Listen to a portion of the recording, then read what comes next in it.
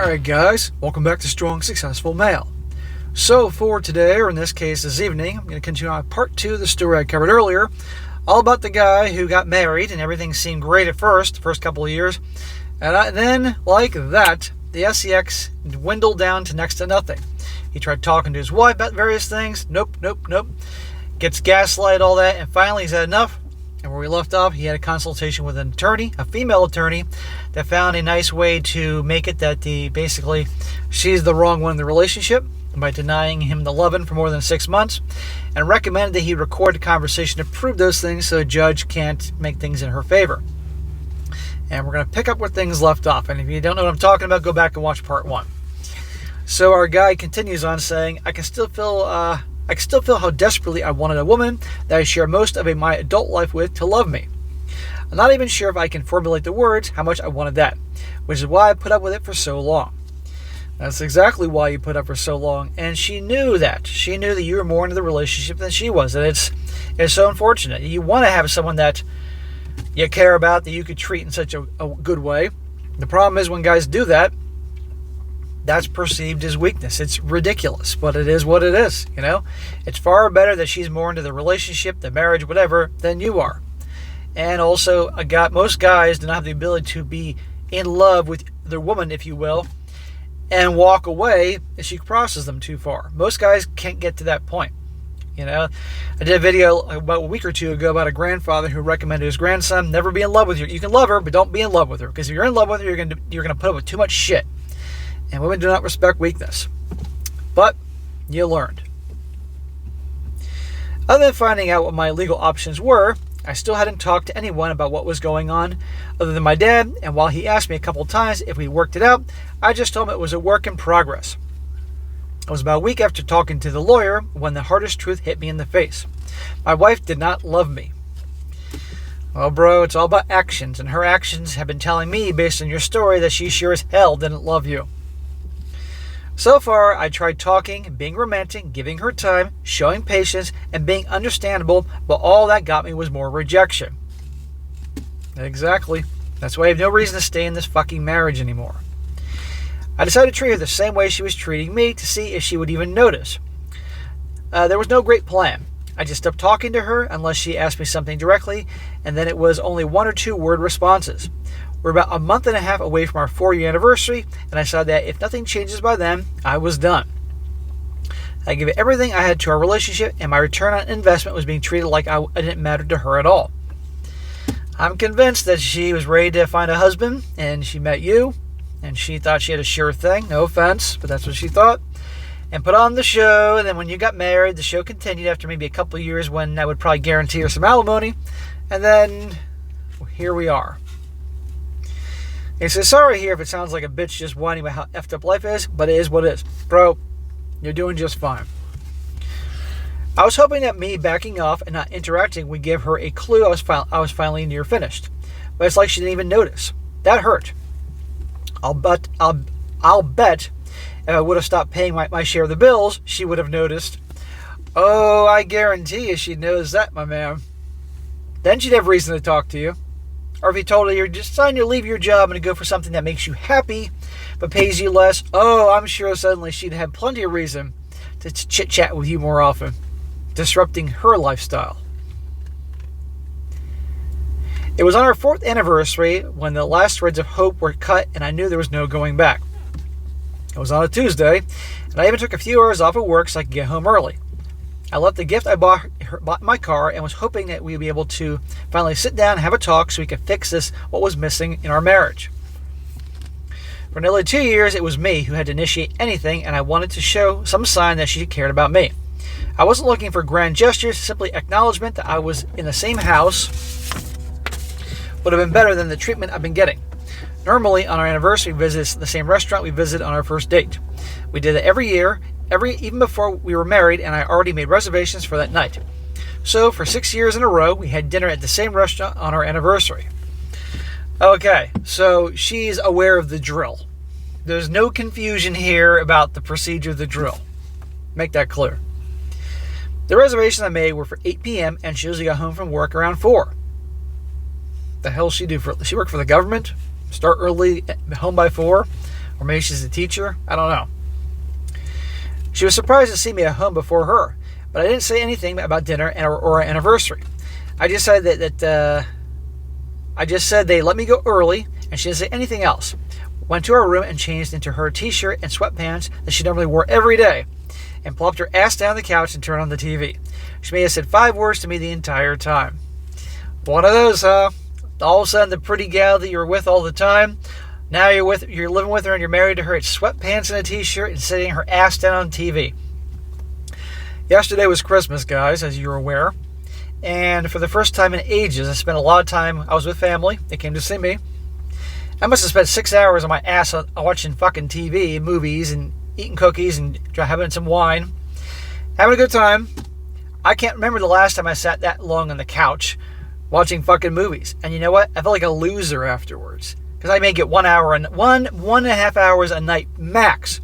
I did almost a week's worth of television in one day on Christmas because we were all sitting down talking and watching movies and chilling. I feel like a loser. How many people do that all fucking day, every day? Hey, I had to vent. I'm a very active guy. Was out there for 2 hours, her watching TV, and me wondering who the hell that person was sitting beside me on the couch. It was a little after 6 p.m. when I finally sunk that she had no idea that day was our anniversary, and any love I had for her died in my chest. I got up without a word and went to our room for a shower. When I came out after dressing, it was almost 7 p.m. and she asked why I was dressed up. I told her I had plans with my friends and would be home later. She asked about dinner, and I told her the kitchen's in the same place it's been for 4 years, and I left. Not one mention about our anniversary. There you go. Either she did forget or simply she doesn't give a shit. Because in her mind, you're not going anywhere. That is her perception of you. No matter what she does, you're not going anywhere. In fact, no matter what she does, you'll try harder. That's her perception of you. They must know you're willing to walk away, guys like that, if they cross you. And she's never ever felt that way about you. So SSM, that's how nearly 8 years of my life ended. Me going to my anniversary dinner by myself, still shell-shocked that it was over. But by the time I finished eating, I couldn't lie to myself anymore. At least the food was good. I got home just before 10 p.m. and was expecting and honestly hoping that she was going to be awake to yell at me for leaving so abruptly. But when I got home was her asleep in bed like every other day. I put the leftovers I brought home in the refrigerator and went to bed. Bro, I'm sorry. I'm sorry you went through all this shit. You endured way more than I ever would have. Then again, I wouldn't have done all these things, but now there is no doubt. It's over. Looking back, I know I was a fool, but there was a part of me that was hoping there was something to excuse her for forgetting her anniversary. Maybe she got her days mixed up, something. When we got up and was getting ready for work, she asked me what I did and which of my friends I was hanging out with. I told her my friend never showed up, so I ended up eating dinner alone and then came home. That was it. No more questions. She wasn't even curious about which friend I was talking about. We left for work in our usual manner, and that was that. Somehow I convinced myself that she probably got her days mixed up and was even going to apologize for missing our anniversary. Yeah, keep dreaming, dude. It's amazing how you can convince yourself to be an idiot even with all the evidence slapping you in the face. Bro, we've all been there. I've been there earlier in life, and I learned the hard way, as did many guys watching this. And any of you guys that want to tear them apart too much in the comment section, if you haven't messed up before, one of these days you might mess up. Remember that. Imagine my surprise when I got home from work to find Linda in the living room glaring at me. He says, fellas, I know most of you will understand what I'm describing. For you guys, I haven't experienced it yet. Don't worry, you will. She was sitting on the couch, arms crossed, and staring daggers at me. I've actually never experienced that. I've seen it in movies, but I know a lot of guys have experienced her sitting there pissed off in the dark, folding her arms, staring daggers with usually alcohol's there. Yeah, I've seen it in movies. That never happened to me. She asked who I took to our restaurant and asked if I was cheating on her. Oh, she's got some nerve. It was the first emotion she's shown me in a long time. I was a bit dumbfounded at first. I told her I ate alone and pulled out my phone and showed her the receipt for dinner, which clearly showed me paying for one meal. Then she started yelling at me for going to our restaurant without her and asked me why I did that. Bitch, you're yelling at me? You forgot our anniversary and all these other things? No. If my heart hadn't already been taken to a back alley and burned to ashes, I would have probably been laughing. He says, guys, have you ever had something in your mind that wasn't clear, but had an epiphany that brought everything into perfect clarity? You're damn right, dude. That was my moment. I knew regardless of the excuses I was making for her in my mind, that for whatever reason, I was no longer important to her thoughts. It's a tough pill to swallow to realize your judgment about someone you care about isn't the person you wish they were. That's because your judgment was connected to emotions and your attachment to her. That's why. If this was someone you had zero attachment to, romantic or anything like that, you would have saw it pretty much as clear as day. But because of that attachment to her and all that, and your history involved and the time you invested into her and all that, you're looking for excuses or making excuses or trying to find anything to prove maybe you were wrong. It happens to everybody, including it happened to me. I can remember standing there watching her for a minute or so, just wondering who the hell she was and what it was that I lost her. That I lost her wasn't up for the argument. The why of it is what still haunts me to this day. I think that was the exact moment that I knew the life I put everything into was over. Bro, it was over a lot long before that, but for you to finally see things, to have your epiphany as you described it, that was your moment. You had to go through this, dude. To get where you are now, you had to go through this shit. I'm sorry you did, but don't worry, you're going to have your time soon. No matter how much I wanted everything to be a nightmare that I would wake up from, I couldn't ignore reality. It was over, and there was nothing I could do about it unless I was willing to accept that this was my life. I couldn't do it. I'm not going to try and paint myself as the perfect husband and that Linda was the root of all evil. I'm sure that I had a part to play in how things turned out, but she never talked to me or told me that I did doing anything to bring stress into our marriage. I'm not perfect, but I can't fix something I don't even know is broken. I'll accept my part in how things ended, even if I was unaware of them, but it takes two to tango. Nobody's perfect. We all make mistakes. Even the best people make mistakes, you know? You try to put two people together, and the problem a lot of times, guys, is that women, not all, but a lot, expect guys to be mind readers. How many of you guys have had that girlfriend or wife? You should have known, or some bullshit like that. No, you fucking tell me. There's something bothering you, something you communicate in a direct manner that I understand that something's wrong. And we'll talk about it. Not this you should just know bullshit. I'm not a fucking mind reader. Or dropping hints. Or speaking innuendos. You all know, many of you been through this that I'm talking about here. No. The problem is men and women communicate differently. And I'm sure you weren't perfect, but believe me here, you were making the effort and trying. She didn't give a shit. It says here, have you ever had the sensation of feeling like you were dreaming, but knowing that you were awake? Even after showing her the receipt for dinner, she still wanted to argue for me not inviting her along, and I can still remember the overwhelming feeling of sadness I felt at the time. Yeah, just feeling just sad and disappointed at this whole thing. You know, she's acting like this. Remember the old women and accountability joke? Linda was still trying to argue with me about going to dinner without her when I looked at her and I saw was a complete stranger. I didn't argue, accuse her or anything, or try to justify what I did. I went to her room and changed out my clothes while she was still berating me for going to the restaurant without her. I just would have walked away. I mean, I know you did walk away, but I actually would have left the house. I wouldn't have said anything. They want to fight. They want to argue. Because then they can then just say you were yelling at her and being mean and all the other type of shit. Best thing you can do, guys, always is walk away and definitely not engage them when they're acting like a nutcase.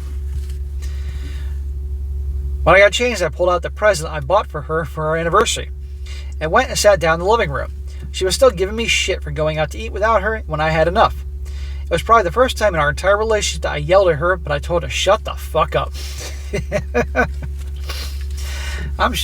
Yes, I mean, you're engaging with her at this point, but I'm sure it felt good to tell her to shut the fuck up. And you know what? She did need to hear that. I did need to hear that. I'm not sure what it was, or what I said, or how loud I yelled, but she stopped bitching and was staring back at me in shock. Yeah. I pulled my phone out and started recording before I set it on the coffee table and told her we needed to talk. She was still angry, but sat down. I asked her directly if she was cheating on me, and she said, of course not, and got angry that I even asked such a question. I asked to see her phone, and while I could tell she was pissed off, she gave it to me without argument. After looking through it, there wasn't any evidence of her talking to anyone else. I even checked recently installed and deleted apps, and there was nothing there. When I handed her phone back, she was angry and indignant that I would even think of something like that, and asked me why I thought so poorly of her. Bear in mind, guys, he's recording this whole conversation on his phone. I told her that it's been more than 10 months since we had any intimacy, and a little more than half a year since she even bothered to give me a hug or a kiss, and I wanted to know why. I asked her if she was having a medical problem that I wasn't aware of, and she said she wasn't. But she just hasn't been in the mood for intimacy, and that she thought I was being unfair to her for trying to pressure into having sex when it wasn't something she wanted to do for now. Unfair? How long has it been since they had the sex? Come on here. Pressuring her. A man has needs and he has rights. And if the wife can't meet those needs and rights and she does anything medically wrong with her, or you guys know what I mean, then this guy has a reason to eventually to part ways. He shouldn't be cheating on her, but he should end it.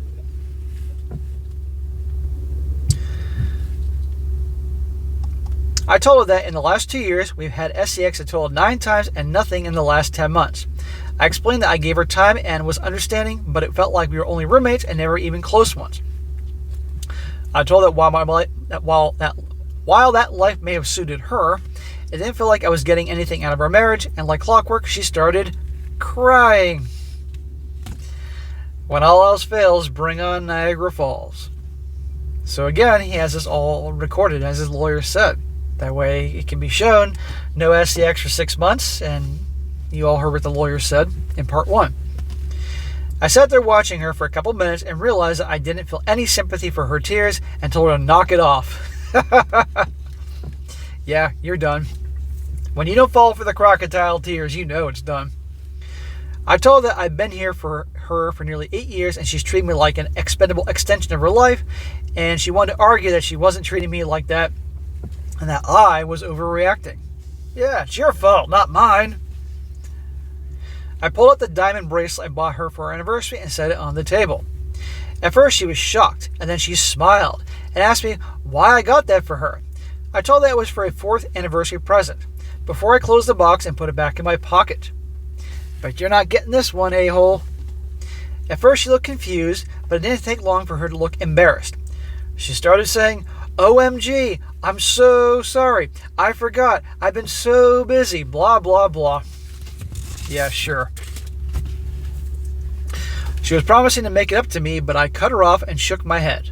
I told her I spent our 4-year anniversary eating dinner by myself, and until that moment, I've been praying that she was going to give me some consideration, but she did not. I told her I was going to be filing for divorce because for the last 2 years, it was clear to me that I was no longer important to her, and she no longer valued me for anything other than paying my share of the bills. Amen, brother. Hallelujah. I swear, I don't know how women can turn the tears on and off like a light switch, but the entire time I was packing my clothes, she was crying and promising me everything under the sun. It's a shame it took me leaving to make her realize what she was losing. That's how it works, man. Look right there how she's reacting when she knows it's over and you're packing your shit. This is why I tell you over and over and over, and Jesus Christ over again. If she doesn't respect you, she ain't going to love you. And you're not going to get her true respect unless she knows you can walk away like that. You can replace her in a heart. Well, not necessarily a heartbeat, but you can replace her. You can certainly walk, and you're perfectly fine without her. But when a guy acts like the relationship is more important to him than her, there's no him walking away and replacing her like that. You see what I'm talking about, guys? I left that night, and while my parents let me stay with them for a little while, they were both telling me I was making a mistake and urging me to give Linda another chance. Yeah, we'll smack to your parents. You are a grown-ass man. I think you're 34 years old at the time. You can make your own fucking decisions. And your dad has proven that he's not the source of wisdom here in this department. For all I know, your mom was probably cheating on your dad or something like that, you know? No. Anybody that's not going to take they can say what they got to say, but if they're not going to stand by you, then they're not worth having in your life. Sounds harsh, but you'll learn, guys.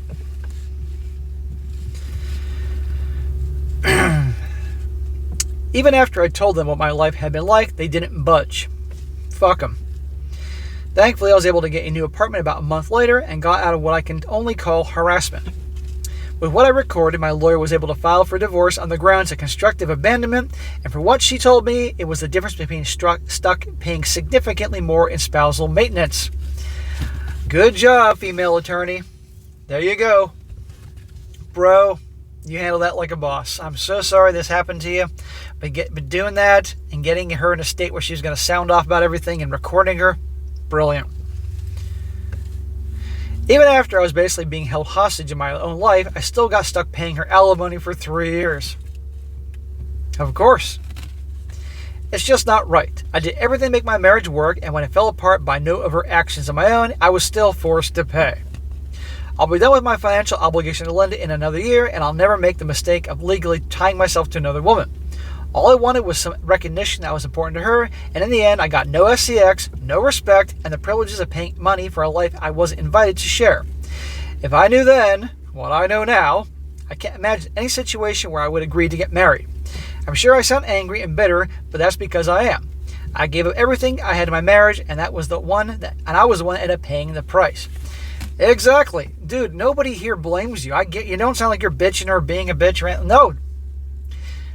A lot of guys tell me when they write in, not necessarily in the actual email I read to you guys, but they say as like a note to me when I'm reading it, and they say to me how they feel so much better writing this out, getting it off their chest. It's like therapy. And they also say to me, if you don't get to this letter SSM, I feel better just by writing it out.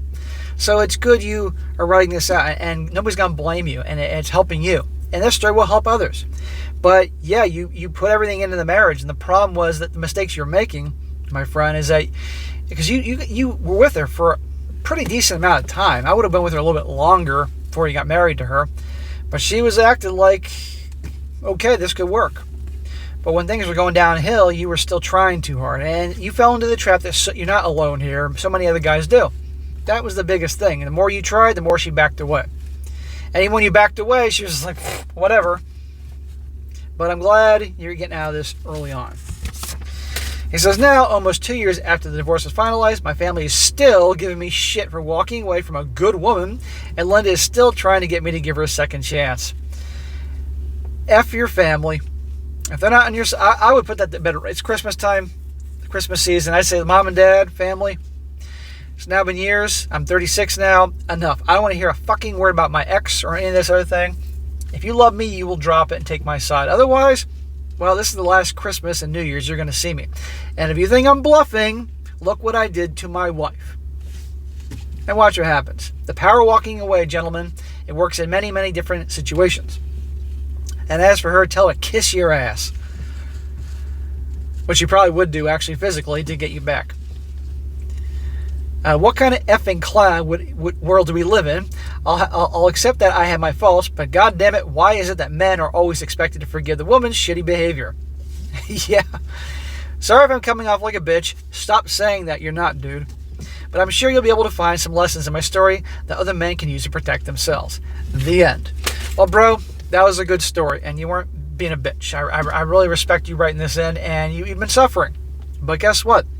You're 36. You're starting over. The alimony is almost done. You got a year away from that. Your last check you write out to her, or Venmo payment, however you pay her, you put a big giant fuck you on it. And that's it. And you start over all the wiser. You're in your prime now. Your prime is beginning, man. So what I want you to do, as I say all the time for guys out there that are recovering from a bad marriage and all that, is I want you now to put your energy into things that make you happy, your hobbies, your interests, hanging out with your bros. I want you to be exercising in some capacity. It doesn't mean you have to be pumping iron 5 days a week, but you should be getting some exercise. Everything from it could be freaking riding your bike, going for a jog, or hitting the gym or joining a martial arts school or something like that. Get exercise, get your body in good shape and good health. When your body's in good health, you're feeling good, you're acting good, all that. Your career, whatever you're doing, see if you can improve upon that. Moving up in your company or starting that business you always dreamt of something. And you'll be amazed where things go. And as for marriage one day, I think that's definitely not going to happen. But if you're ever thinking about that, like maybe you met a new girl, maybe in 10 years, give another chance, remember all this shit. And as for your ex, guess what? Her prime has gone by a long time ago, and she knows it. Because now she's going to have to start over, and she's in her mid-30s. Not going to be easy. If she's attractive, she'll be able to rope in some sucker, because sadly there's always a sucker out there. But it's not going to be as easy as it was 10 years ago when she roped you in. So you're going to be okay. Just take it one day at a time. And again, with your family, your friends, and anybody that claims to be your friend but is giving you a hard time about this, they ain't your friend. Better to be alone with your dog, or you're like me with your cats, than to be surrounded by people that are always giving you shit and making you second guess yourselves and feel like crap and all that. Life is too short. You're 36 now, you're going to wake up tomorrow and be 46 like me. And then 56 and 66. Life is short. You don't need to deal with bullshit. So, bro, I wish you a happy new year, and you're going to be okay. All right, guys, that's it for today. Be sure to comment down below. Let me know what you think about this. Let this guy know what you think in the comment section. Give him a shout out for having the balls to do what he had to do. Give him some support. Any of you guys have been recently divorced, let him know in the comment section how you've been handling it. The things you've been doing right, doing wrong. How you guys dealt with family that gave you shit for ending a shitty relationship or marriage. This guy, I guarantee you, he'll read all the comments. So anything you guys can take a minute out of your time, or 2 minutes, or 5 minutes, this will help him out. And all the other guys out there that might watch this video for support, because that's what we do for each other here, because nobody else is going to do it for us. And be sure to like the video, share it with your friends, and subscribe. And I'll catch you next time.